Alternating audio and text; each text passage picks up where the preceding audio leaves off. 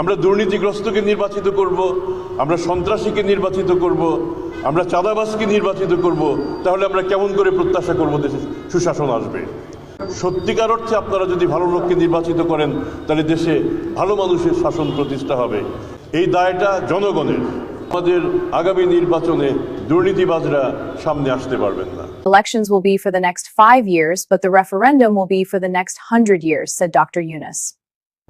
The upcoming election is an opportunity to build a better Bangladesh. The election schedule will be announced tomorrow evening. 2 advisors have resigned in order to conduct the election.